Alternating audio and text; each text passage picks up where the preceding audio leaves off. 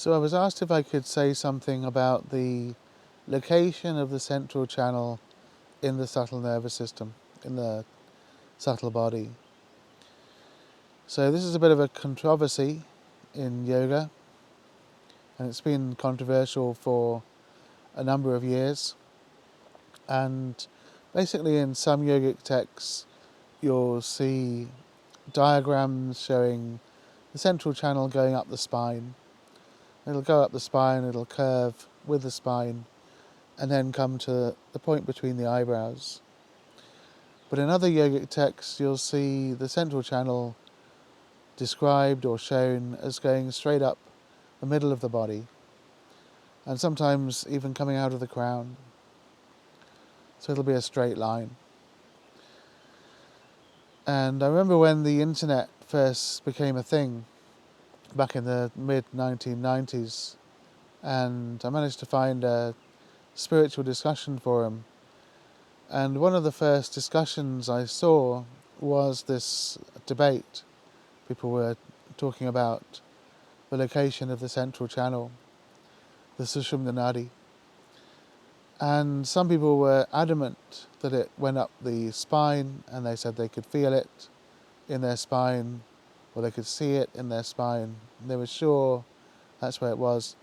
Other people were adamant that it was in the centre of the body. They said they could feel it and see it very clearly in the centre of the body. Okay, so what's the truth on this? The truth is both of them were right. Okay, both of them were right. So the central channel, the sushumna nadi, actually starts out going up the spine. It starts out going up the spine, ending at the point between the eyebrows, and it curves with the spine. Now over time, as it purifies, it will widen, and it will also move in the body. It moves forwards, and it ends up in the centre of the body.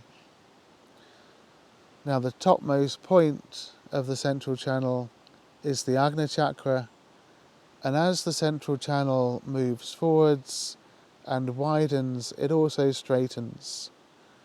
And that means that the Agni chakra actually moves up on the forehead, and eventually it will merge with the crown. So this is how both people could be right, or both schools of thought on this matter can be right at the same time. It's a gradual evolution taking place.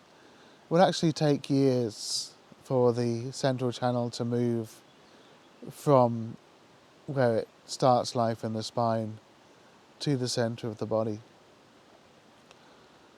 And the channel purifies as it's moving, it becomes more pure. That means that it can transmit more prana. More prana can flow through it.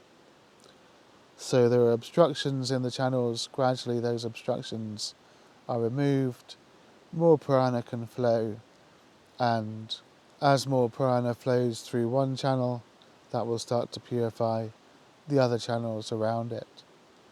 So it becomes more pure, it becomes more wide, eventually becoming wider than the body, than the physical body, and it becomes more straight, and it will eventually come up through the crown as the Agni chakra and crown merge.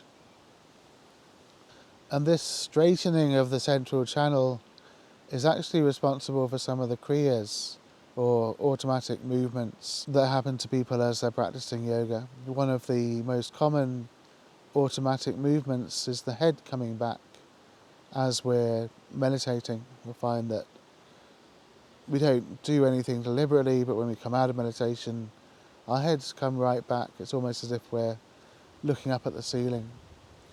And so this is caused by the central channel straightening as it purifies. The opposite can actually also happen, which is the head coming forward. Sometimes the head just drops down onto the chin. Sometimes the whole body will come forward. I've even seen someone start to meditate sitting upright, and then when they come out of meditation, their forehead is touching the ground. Their body has dropped right forwards onto the floor. And this happens because as this channel is purifying and straightening, the body will want to stretch it out. A channel that is stretched can carry more prana through it, and so the body is naturally wanting to stretch the sushumna nadi so that more prana can flow through it, and that helps with the purification process.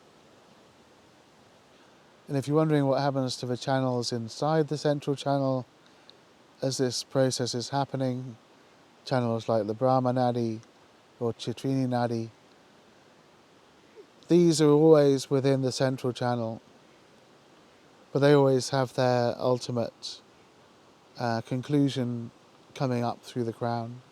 So when the central channel, sushumna, is in the spine, Chitrini and Brahma Nadis will also be in the spine, but still coming up through the crown. And then as the sushumna nadi moves forwards in the body, the Brahma Nadi, Chitrini Nadi will also move forwards with it. So they always stay inside it, but always are coming up through the crown. So the energetic channels in the body are not necessarily fixed. The chakras also are not necessarily fixed. Things can move around and change quite a bit.